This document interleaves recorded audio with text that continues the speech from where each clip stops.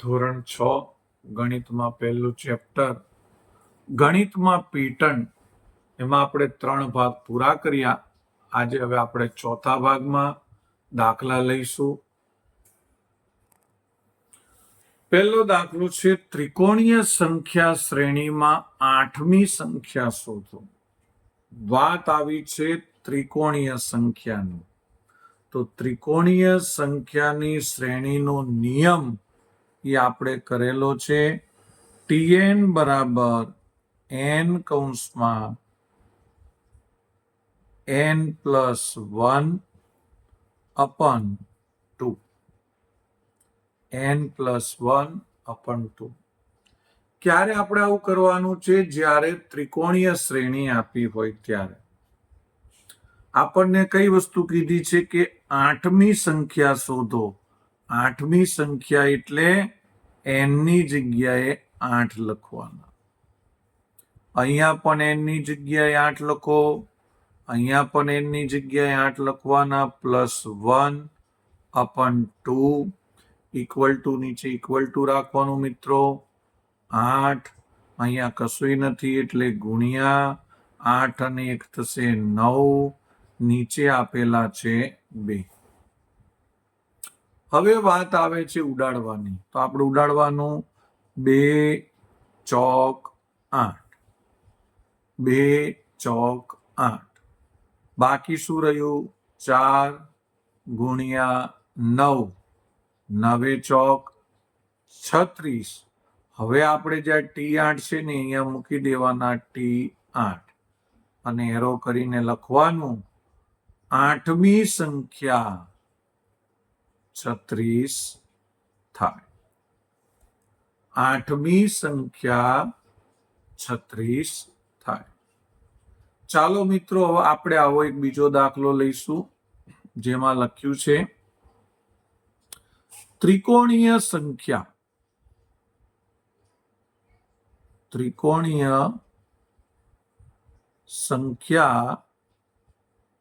શ્રેણીમાં 6ઠું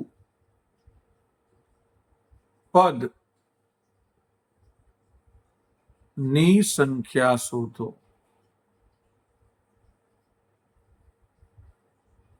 પદ આવે, મી આવે, ગમે તે એક વસ્તુ અહીંયા આવે.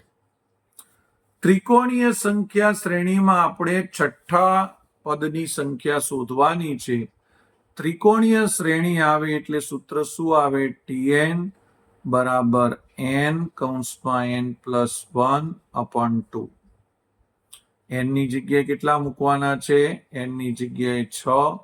અહીંયા પણ n ની જગ્યાએ આપણે 6 મૂકીશું. n ના સ્થાને અહીંયા પણ 6 મૂકીશું, પ્લસ 1.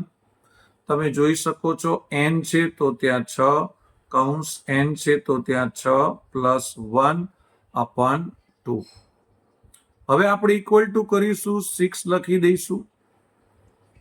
બ્રેકેટમાં 6 ને 1 7, નીચે 2. અહીંયા કશું નહીં ને તમારે ગુણાકાર કરવા હોય તો ગુણાકારનો સિમ્બોલ કરી શકો છો.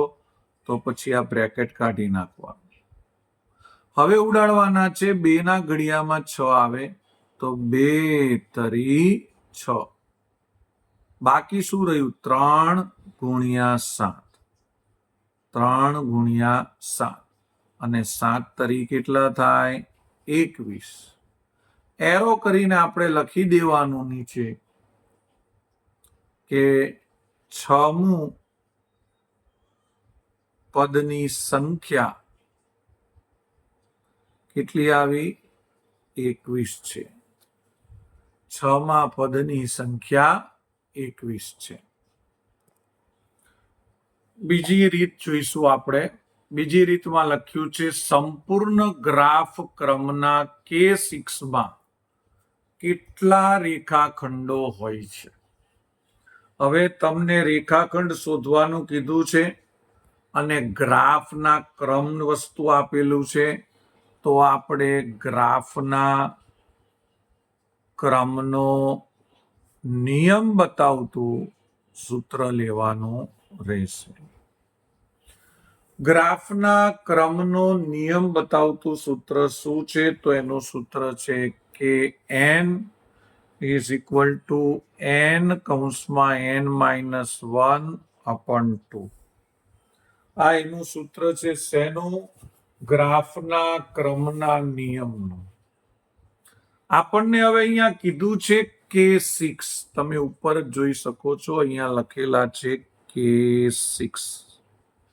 એટલે Kn, n ની જગ્યાએ કેટલા મૂકવાના છે? 6 મૂકવાના છે. તો K6 કીધું છે તો આપણે K6 લખી નાખ્યું. જ્યાં n હતા એ n ની જગ્યાએ કેટલા આવી ગયા છે? 6. હવે અહીંયા n ની જગ્યાએ 6 આવી ગયા તો આપણે અહીંયા પણ n ની જગ્યાએ 6 લખીશું. અહીંયા પણ n ની જગ્યાએ 6 લખીશું. -1 અપન 2. ઇક્વલ ટુ નીચે ઇક્વલ ટુ 6 ના 6 લખીશું. અહીંયા કશું નથી આપ્યું એટલે એ ગુણાકાર કહેવાય.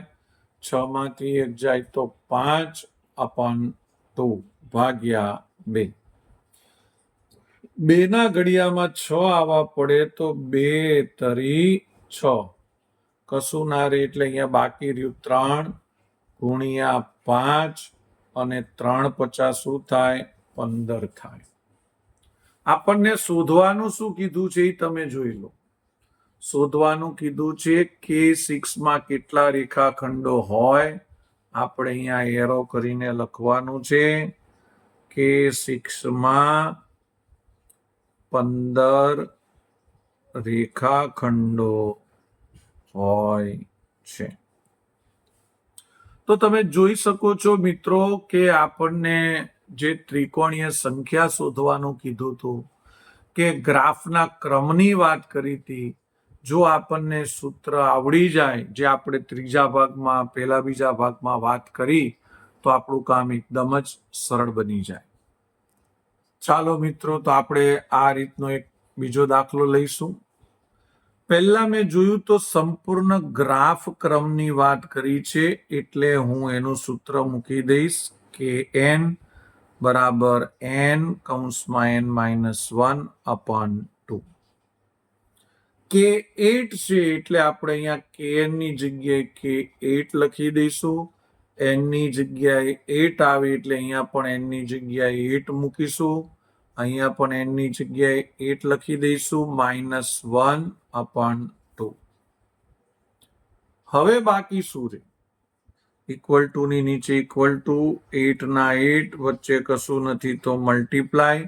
8 માંથી 1 જાય તો 7 અપન 2.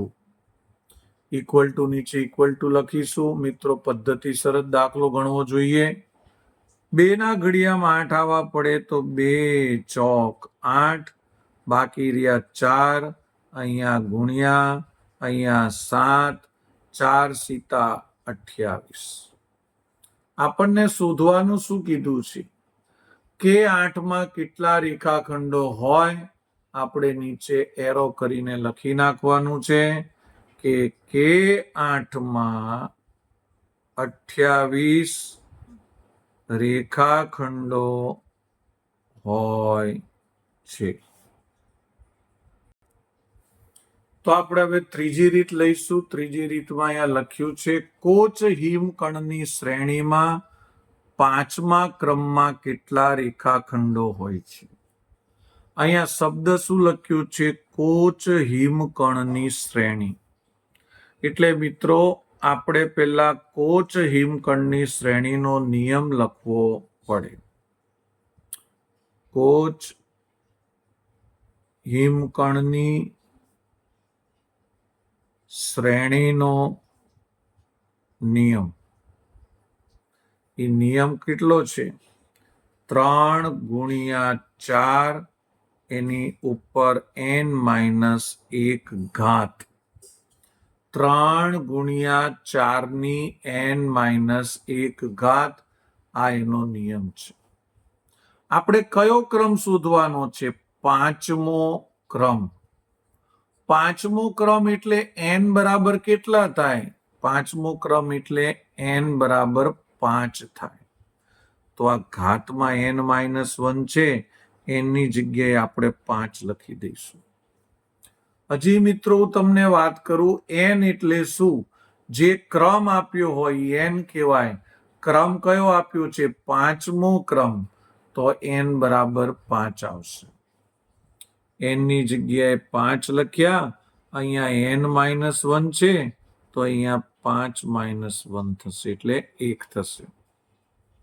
3 ગુણ્યા 4, 5 માંથી 1 જાય તો 4. 3 ગુણ્યા 4 ની 4 ઘાત.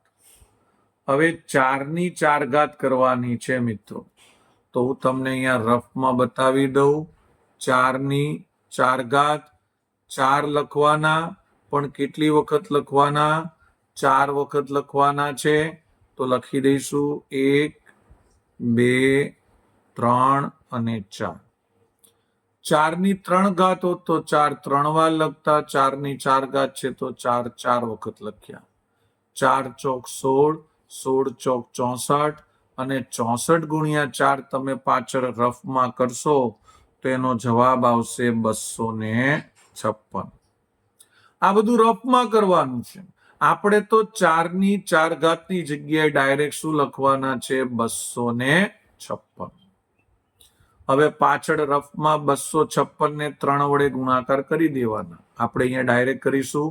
3 છક 18, વધી પડી 1, 3 પચા 15 ને 1 16, વધી પડી 1, 3 દુ 6 ને 1 7. તમને આ રીતે ગુણાકાર ન ફાવે તો તમે રફમાં પણ કરી શકો છો. તો જવાબ આવ્યો 768. આપણને શું શોધવાનું કીધું છે એ આપણે પહેલા જોઈ લઈશું કે આપણને અહીંયા શોધવાનું શું કીધું છે. શોધવાનું કીધું છે 5મા ક્રમમાં કેટલા રેખાખંડો હોય. તો આપણે અહીંયા જવાબ લખી દઈશું. 5મા ક્રમમાં 768 રેખાખંડો હોય. આપણે હમણાં જે ત્રીજી રીતમાં દાખલો જોયો એવો જ એક દાખલો આપણે પ્રેક્ટિસમાં લઈશું.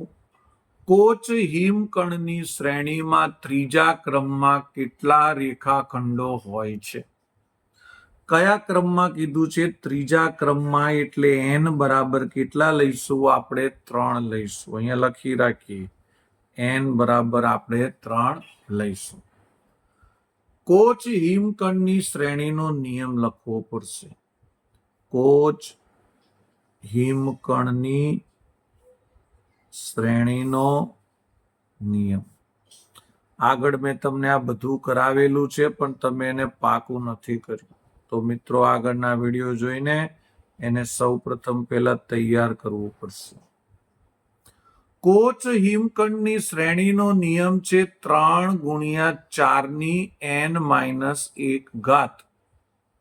અને એમાં n બરાબર કેટલા લેવાના? તો 3. તો અહીંયા લખીશું 3 ગુણ્યા 4.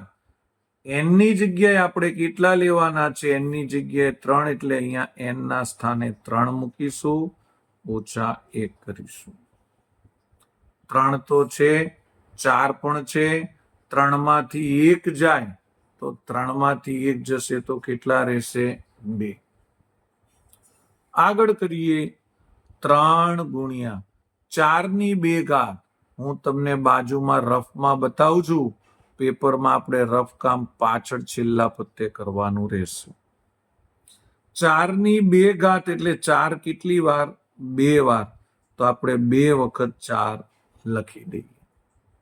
4 ચોક 16. 4 ની 2 ઘાત કેટલી થશે? 16 થશે. 16 ગુણ્યા 3 એટલે 16 તરી 48. તો આનો જવાબ કેટલો આવ્યો? 48. હવે તમે જોઈ શકો છો અહીંયા આપણને શું કીધું હતું? ત્રીજા ક્રમમાં કેટલા રેખાખંડો હોય. આપણો જવાબ આવી ગયો છે. આપણે એરો કરીને લખી દેવાનું. ત્રીજા ક્રમમાં 48 રેખાખંડો હોય.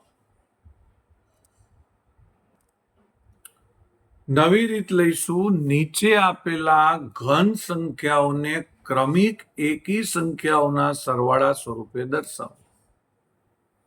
અહીંયા સાહેબ આ જે શબ્દ છે ને ક્રમિક એકી સંખ્યાઓના સરવાળા સ્વરૂપે, એના ઉપર આપણે ધ્યાન રાખવાનું છે. એનું કારણ છે ક્રમિક એકી સંખ્યાઓનો સરવાળો એના માટેનું એક સૂત્ર છે. એકી સંખ્યા શોધવાનું ગાણિતિક સૂત્ર, તો ઈ સૂત્ર છે n કૌંસમાં n-1 + 1. આ એનું સૂત્ર છે. શેનું? ક્રમિક એકી સંખ્યાનો સરવાળો શોધવાનું સૂત્ર. આ સૂત્રનો ઉપયોગ ક્યાં કરવાનો છે તો એ તમને હું બતાવું. 2 નો ઘન કેટલો થાય? તો 2 નો ઘન એટલે 2 કેટલી વખત ખબર છે? 3 વખત. 2 નો ઘન એટલે કે 2 3 વખત લખો. આપણે 2 3 વખત લખી દીધા.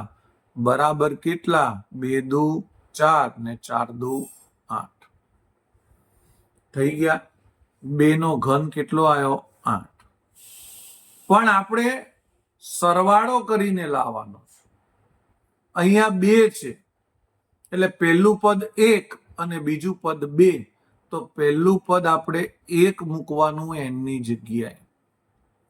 n ની જગ્યાએ 1. અહીંયા પણ n ની જગ્યાએ 1. -1 એટલે -1 + 1. 1 તો છે જ. 1 માંથી 1 જાય તો 0 + 1. મિત્રો, 0 ને કોઈ પણ સંખ્યા વડે આપણે ગુણાકાર કરીએ તો એનો જવાબ શું આવે? 0 જ આવે. અહીંયા ગુણાકાર છે અને ગુણાકાર કરવું એટલે શું થાય? એનો જવાબ કેટલો આવે? 0 + 1. 0 + 1 એટલે એનો જવાબ કેટલો આવે? 1. અહીંયા તમે જોઈ શકો છો. હવે આપણે લેવાનું છે 2. 1 લઈ લીધું. હવે કેટલું લેવાનું છે આપણે? 2. તો આપણે આ બાજુ જેની ગણતરી પાછી સરસ મજાની કરીશું સૂત્ર પ્રમાણે. n કૌંસમાં n-1 + 1. ગણતરીમાં તમે ધ્યાન રાખજો. હવે n બરાબર કેટલા લઈશું આપણે? 2. અહીંયા પણ n બરાબર 2 - 1 + 1. 2 માંથી 1 જાય તો 1 અને +1.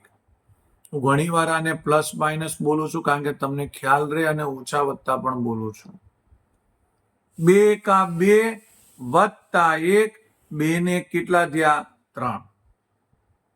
મિત્રો, આપણે 2 નો ઘન આપેલો છે તો 2 નો ઘન થયો કેટલો?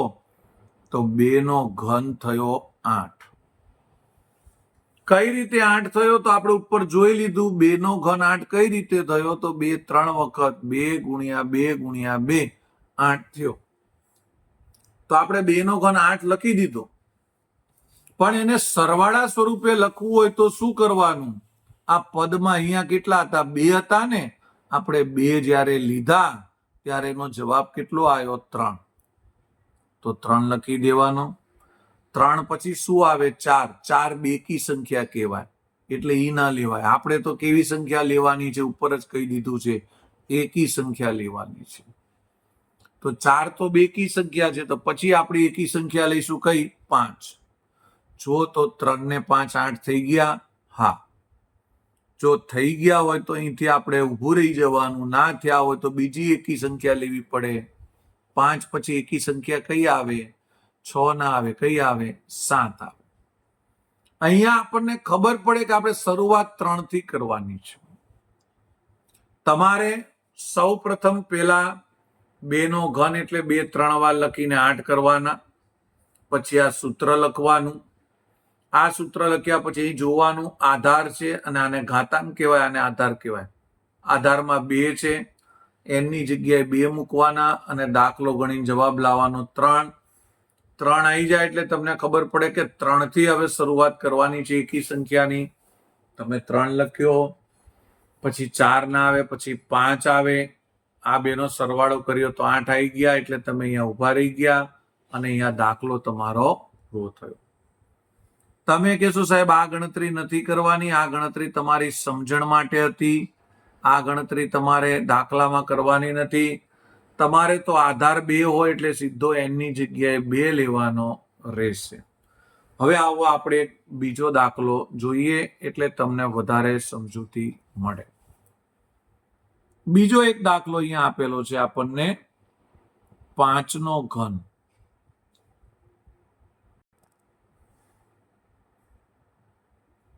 5 નો ઘન. 5 નો ઘન એટલે 5 કેટલી વાર લખવાના મિત્રો? 3 વાર, કારણ કે ઉપર કેટલા છે? 3 ઘાત છે, તો 5 આપણે 3 વખત લખી દઈશું. 5 પચા 25 ને 25 પચા 125. તમને 25 પચા ન આવડે તો પાછળ તમે ગુણાકાર કરી શકો છો. હવે શરૂઆત ક્યાંથી કરવાની? તો એના માટે આપણે એકી સંખ્યાનું સૂત્ર મૂકવાનું, n કૌંસમાં n-1 પ્લસ 1. આધારમાં કેટલા છે? 5. આ ઘાતાંક છે ને આધાર છે. આધારમાં 5 છે, n ની જગ્યાએ 5 લખીશું. અહીંયા પણ n ની જગ્યાએ 5 ઓછા 1 વત્તા 1. 5 તો છે જ, 5 માંથી 1 જાય તો 4 વત્તા 1. 5 ને 4 એટલે કે 5 ગુણ્યા 4. અહીંયા કશું ના આવે એટલે ગુણાકાર કહેવાય. 5 ચોક 20 વત્તા 1. 20 અને 21, 20 ને 1 કેટલા થઈ ગયા? 21. હવે શું કરવાનું? આ કેમ આપણે શોધ્યું તમે ધ્યાન રાખજો. આપણે 5 નો ઘન કેટલો લખ્યો? 5 નો ઘન લખ્યો 125, જે તમે ઉપર જોઈ શકો છો. આપણે 5 નો ઘન 125 લખ્યો, તો 5 નો ઘન 125. હવે શું કરવાનું? જવાબ કેટલો આવ્યો? 21. 21 થી શરૂઆત કરો. હવે હું તમને રફ કામ બતાવું એટલે તમને વધારે ખબર પડે. 21 થી શરૂઆત કરીએ આપણે. 21 પછી 22 તો બેકી સંખ્યા છે એટલે કઈ લેવી પડશે? 23. ચલો આમાં 23 એડ કરો તો 3 ને 4 અને 2 ને 2 4. હજી કેટલા થયા? 44. આપણે લાવવાના કેટલા? 125. એટલે 23 પછી 24 બેકી સંખ્યા છે, તો હવે લખો 25. ચાલો આપણે 25 પણ અહીંયા ઉમેરીએ. 5 ને 4 9, 4 ને 2 6, હજી તો 69 આવ્યા. આપણે લાવવાના કેટલા? 125. ચાલો 25 પછી 26 તો બેકી સંખ્યા છે, 27 એકી સંખ્યા છે. પાછા ઉમેરો 27. 9 અને 7 16 વધી પડી 1, 6 ને 2 8 ને 1 9, હજી તો 96 થયા. લાવવાના કેટલા? 125. હજી ઉમેરો 27 પછી 28 ના આવે, પછી કેટલા આવે? 29. અહીં વચ્ચે વત્તા કરી દો, આ 7 છે. અહીંયા 29 લખીએ તો 6 ને 9 5 વધી પડી 1, 10 ને 2 12, તો કેટલા થઈ ગયા? 125. આપણે 125 લાવવાના હતા, આવી ગયા. હવે આગળ કોઈ નંબર લખવાનો રહેશે નહીં, તો આનો જવાબ આવે 21 વત્તા 23 વત્તા 25 વત્તા 27 વત્તા 29. 6 નો ઘન એટલે 6 કેટલી વાર? 3 વાર. 6 ગુણ્યા 6 ગુણ્યા 6. 6 36 ને 36 છક 216. હવે આપણે પેલું સૂત્ર મૂકવાનું એકી સંખ્યાનું, n કૌંસમાં n-1 પ્લસ 1. આ આપણે સૂત્ર લખવાનું રહેશે. હવે અહીંયા આધારમાં કેટલા છે? 6. તો પહેલા લખીશું 6 કૌંસમાં n-1 એટલે n ની જગ્યાએ 6 ઓછા 1 પ્લસ 1. 6 લખીશું. 6 માંથી 1 જાય તો 5 વત્તા 1. 6 પચા 30 વત્તા 1 બરાબર 31. જવાબ કેટલો આવ્યો? 31. લાવવાના કેટલા છે? 216. તો આપણે પાછું ચાલુ કરી દઈશું લખવાનું. 6 નો ઘન બરાબર 216. સૌ પ્રથમ પહેલા કેટલા આયા? 31. અહીંયા નંબર મોટો છે એટલે આપણે 2 3 લખી જ દઈએ. 31 પછી 32 નહીં, 33, 34 નહીં, 35, 36 નહીં, 37. કેમ? કારણ કે આપણે એકી સંખ્યા લેવાની છે. ચાલો આ બધાનો આપણે સરવાળો કરી જોઈએ કે કેટલા આવે છે, તો આપણને ખબર પડે કે કેટલે સુધી આપણે લઈ શકાય. આ રફ કામમાં કરવાનું છે, હું બાજુમાં કરું છું, તમારે પાછળ કરવાનું રહેશે. 31, 33, 35, 37. આનું ટોટલ કરીએ તો 136 થાય. હજી આપણે લાવવાના 216, એટલે હજી એક લઈ લઈશું. 38 નહીં ને 39, 40 નહીં ને 41. ચાલો આ બંને એડ કરીએ, કેટલા થાય છે જોઈએ. આ બંને એડ કરીએ છીએ તો આપણે સરવાળો કરીએ છીએ તો અહીંયા થશે 16 વધી પડી 1, 11 વધી પડી 1, 216 થઈ જાય છે મિત્રો. એટલે હવે આપણે આગળ લેવાના નથી. કદાચ વધારે થાય તો એકાદ પછી આપણે ઓછો કરવો પડે. તો 6 નો ઘન 216 થાય તો અહીંયા 31, 33, 35, 37, 39 ને 41 નો સરવાળો કરવો પડે. તો આજે આપણે આ ભાગમાં આટલું રાખીશું. બાકીના બીજા દાખલા સાથે આપણે નવા ભાગમાં મળીશું. બાય.